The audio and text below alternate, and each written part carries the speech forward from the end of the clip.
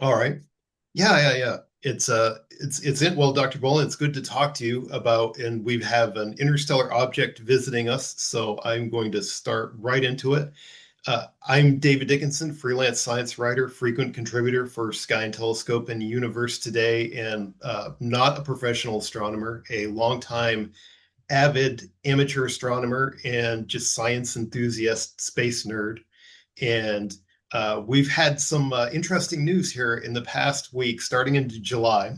On July 1st, the Asteroid Terrestrial-impact Last Alert System, otherwise abbreviated as ATLAS, spotted what would become known as the third known interstellar object to approach the inner solar system, which is now known as Comet C 2025 N1 Atlas, some now abbreviated as 3I Atlas, the I being interstellar. And it's only the third interstellar object known, so astronomers are really excited about this. Since its discovery, telescopes around the world have allotted time to study this enigmatic object while it approaches perihelion in October. This one's interesting because unlike Oumuamua, which we saw on the way out, this one's still going toward perihelion. So we got a little bit of time, not much, but a little bit of time to kind of get some assets ready to take a look at it. Joined today by astronomer Bryce Bolin, a research scientist at Eureka Scientific, to talk about recent observations of Comet 3I Atlas. Dr. Bolin, it's good to talk to you. It's good to be here. Thank you so much for having me. Yeah. You reached out to me. I had a very interesting week last week when this came out because it came out like all space news always does, right on the holiday here, right leading up to 4th of July. So a lot of people were out of office, and it was just dumb luck that I was in front of my laptop that morning when my editor, Fraser Kane at Universe Today, shot this discovery. It was still bouncing around the message boards at that point. It didn't even have it had a phone number name, which I had to keep looking back and forth to my notes to see. But we have a very interesting object, and you have a study already up on the preprint server on it. That's right. That's right. I am in the process of getting this preprint reviewed, and I'm taking observations as we speak. Just this morning, I was observing on the Keck telescope, the on the Mauna Kea Observatory, to study this object in the near infrared. And the observations were superb. It was a magnificent night. So there's teams like me all around the world studying this thing. I think every major facility is allocating a program to study this object. Now you were using the Kitt Peak Observatory. There's an instrument there in the study, correct?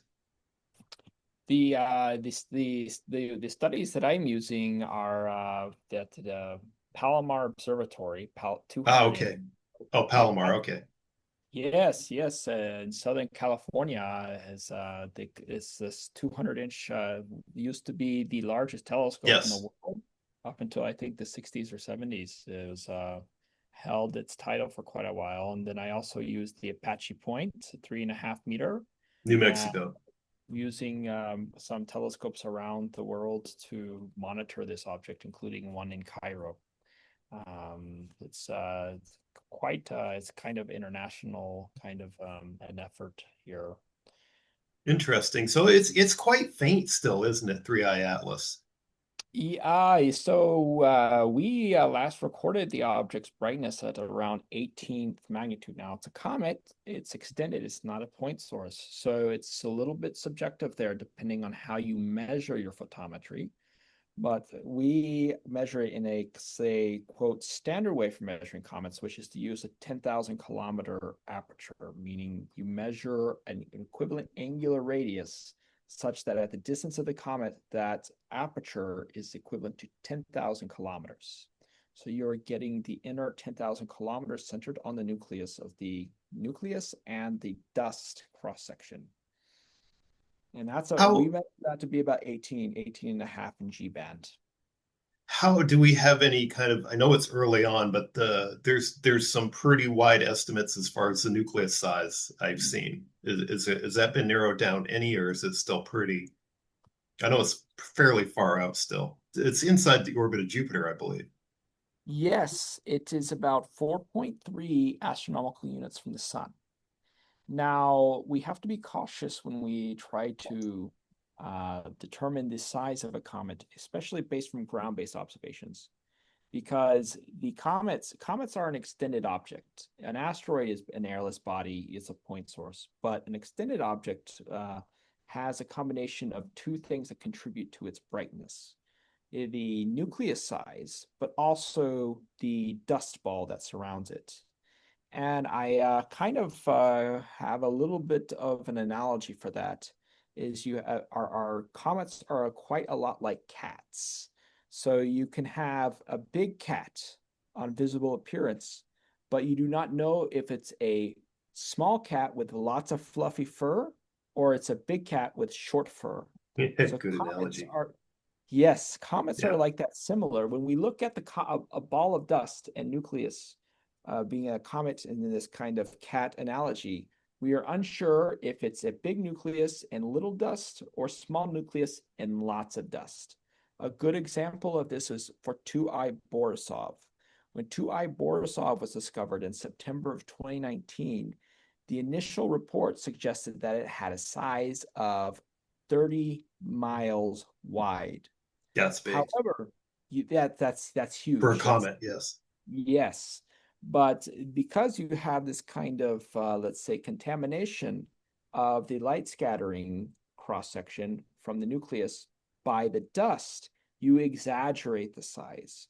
So when we took observations with the Hubble Space Telescope, which at the time was the best facility for making this measurement, you have very high resolution, much better resolution, 20 times the resolution than what is available from the ground.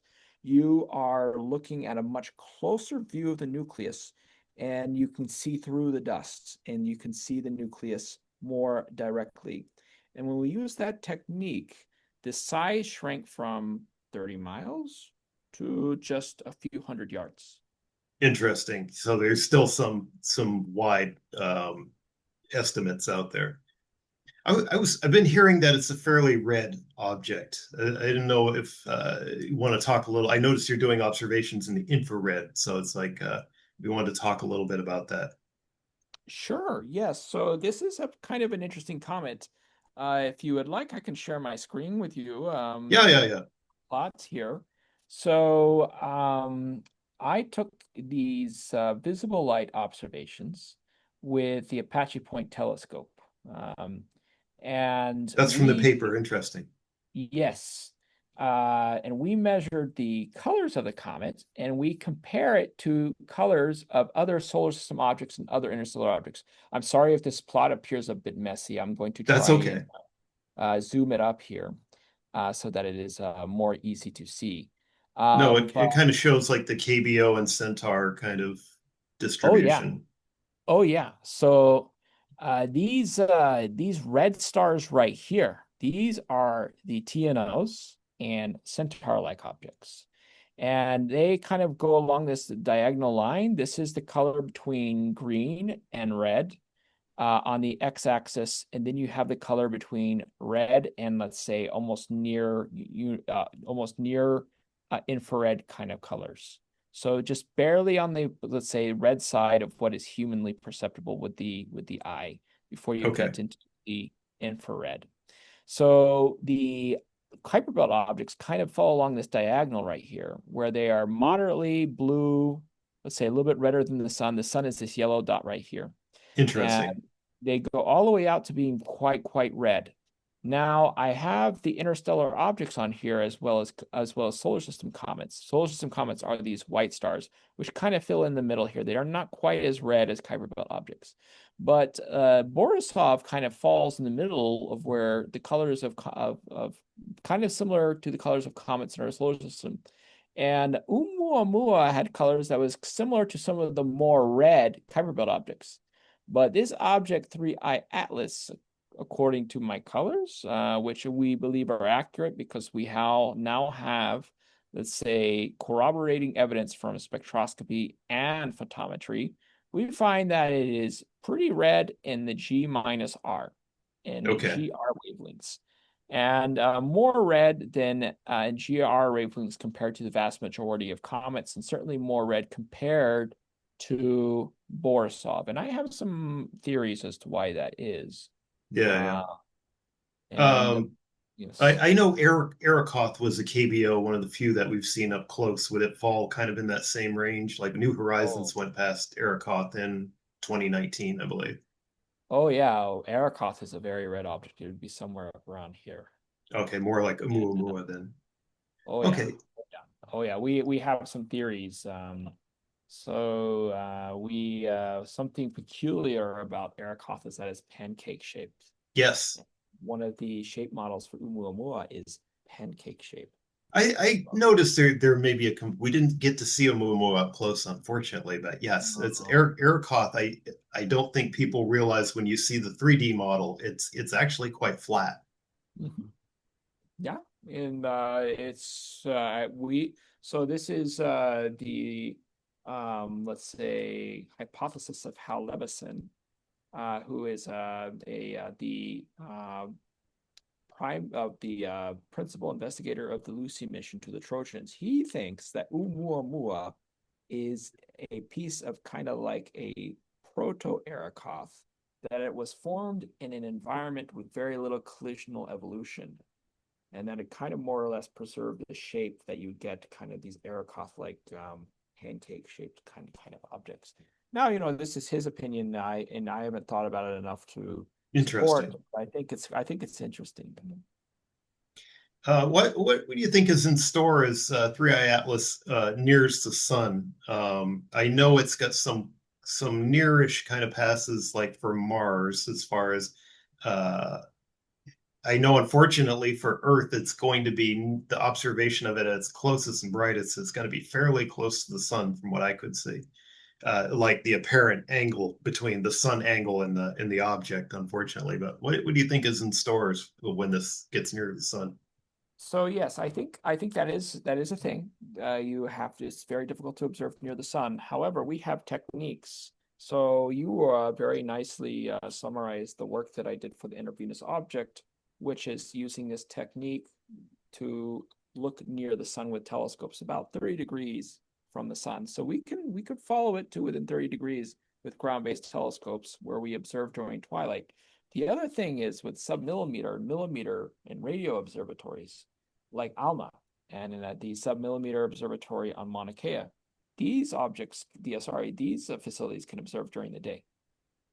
And ALMA itself does not Interesting. have solar avoidance angle. It can observe almost right on top of the sun, so it can follow that comet as it goes by, and it's Yeah, actually yeah, yeah.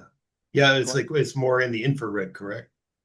Yeah, well, yeah, it's very, very long wavelengths, very near, very far IR to some millimeter to millimeter, and it can study the volatile contents. It can study molecules. It can study the size. It can get the size Yeah, because at those wavelengths, you see through a lot of the dust.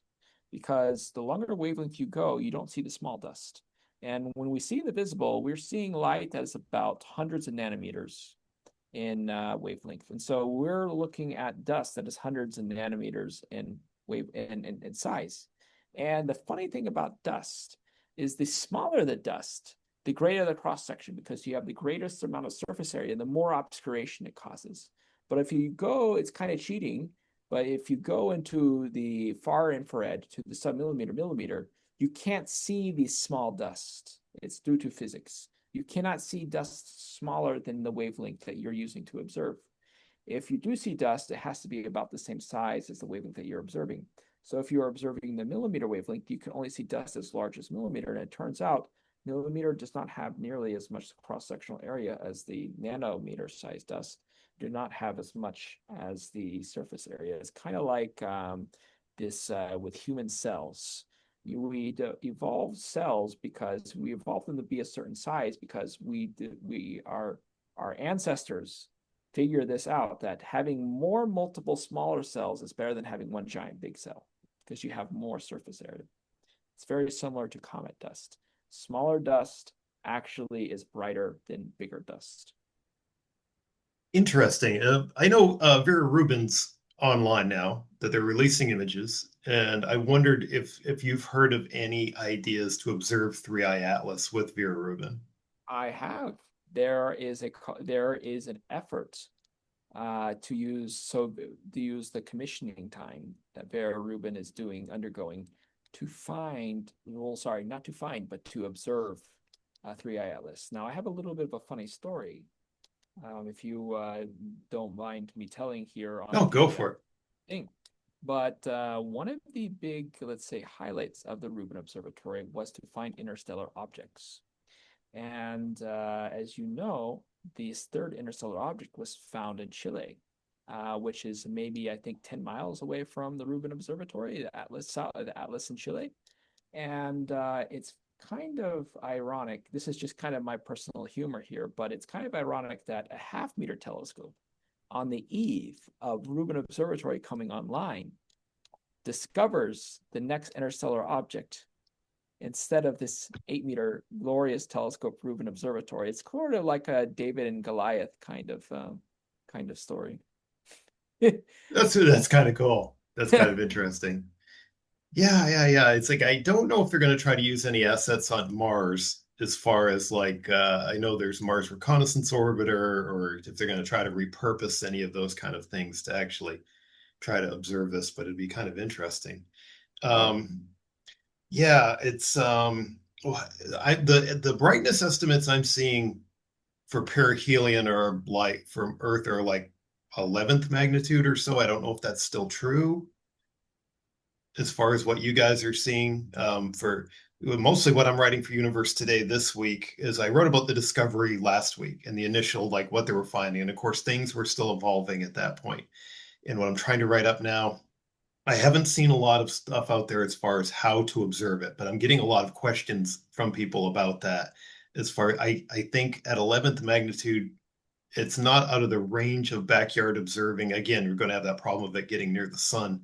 But I think mhm. once it moves away from the sun in December or so, we might get a look at it as far as amateur scopes. Would be cool. I've never seen an interstellar object for myself. So Oh yeah. Well, another thing could be is that the comet could outburst and yes.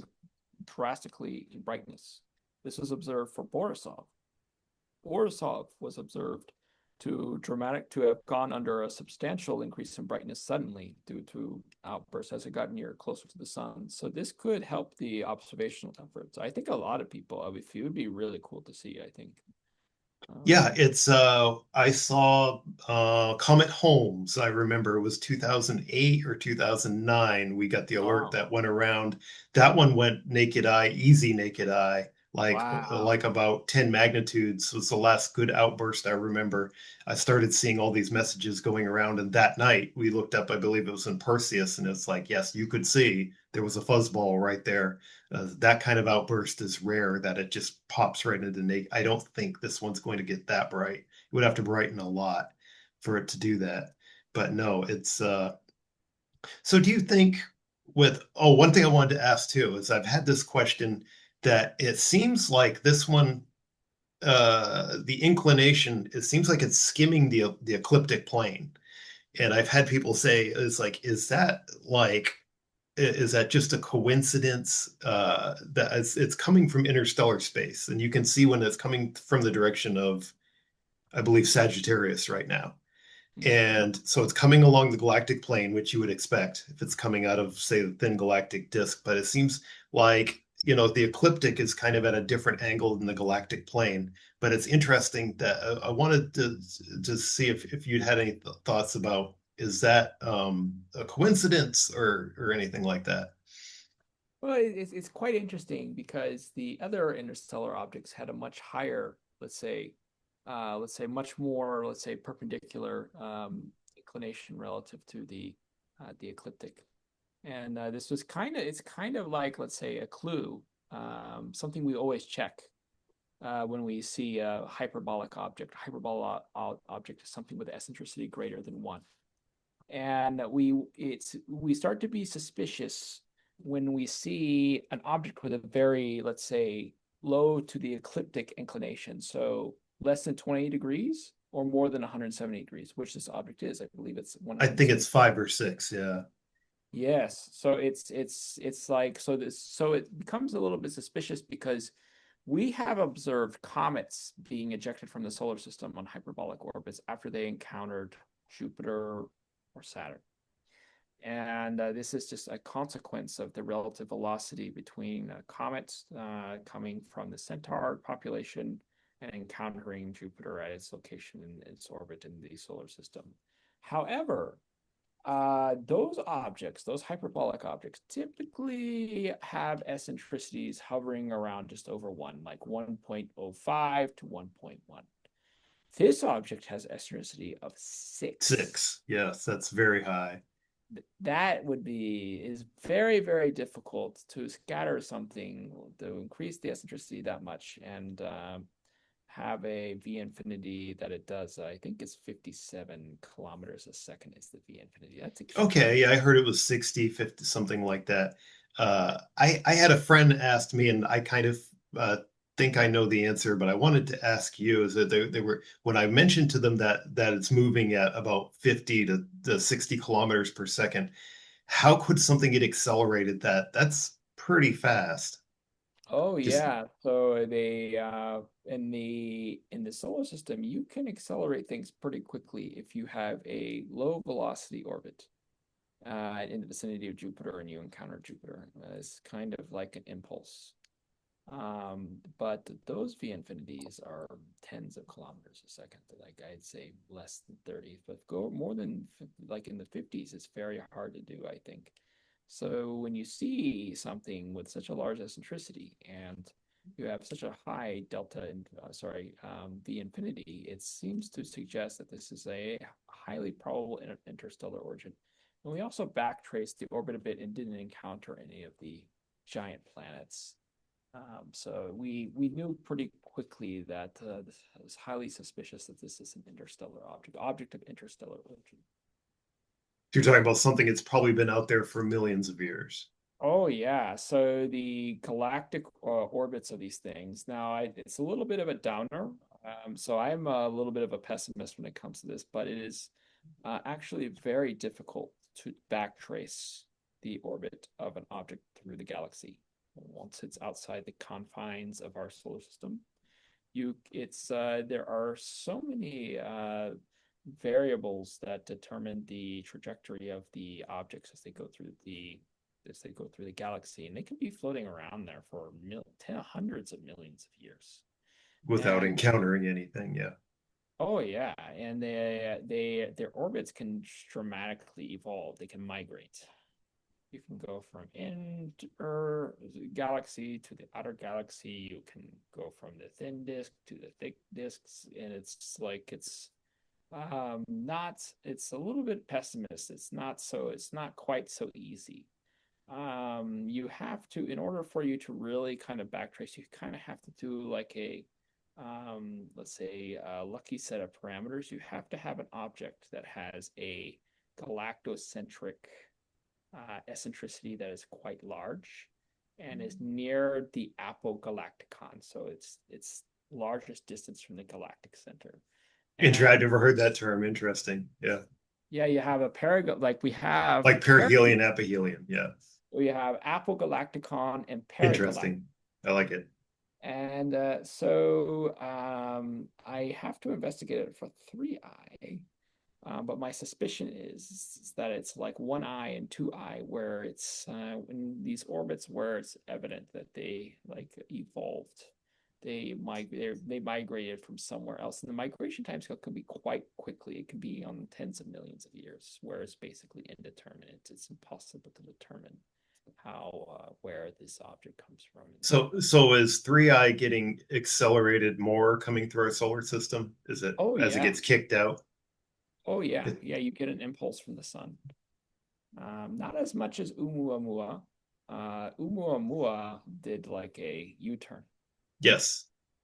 I because it did. remember that morning when that I usually look at new discoveries, and when I saw the orbit in JPL's ephemeris generator, it immediately caught my attention because it didn't have the usual kind of like looping closed eccentric orbit.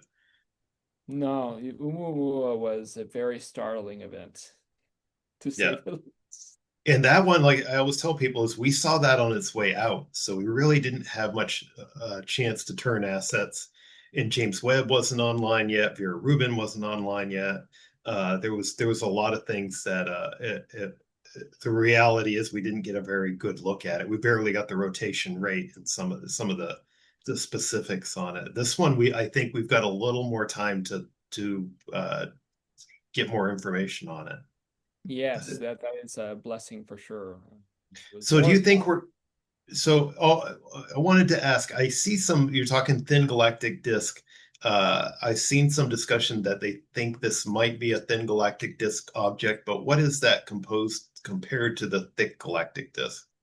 So the thin galactic disk, from my understanding, is like the inner, let's say, I don't want to get things wrong here, but it is where the vast majority of stars in the galactic plane, and it's more from the center of the galaxy. And the thick disk is more like spread out. It's more, let's say, Yeah, yeah. diffuse. And the reason why they say, so this is my understanding, and I haven't explored this topic in quite some time, but the velocity parameters, the galactic velocity parameters of these objects is such that it's more confined into this, let's say, the thin disk, where it's the velocity parameters that describe the majority of the thick disk stars is much wider. It's a much more diffuse. So that's what they think is coming from Sagittarius. I think it's not possible to really backtrace, but it seems to be that its galactic, let's say, trajectory seems to be similar to the So it probably had some large body exoplanet stellar encounter that kicked it to that acceleration's how I understand it. We'll never know from where because it's just things are moving around the galaxy and everything. I always liken it to pedestrians moving on a side. Some are fast, some are slow. Hmm. That when you go start tracing things back millions of years, it's hard to say what stars were where as far as.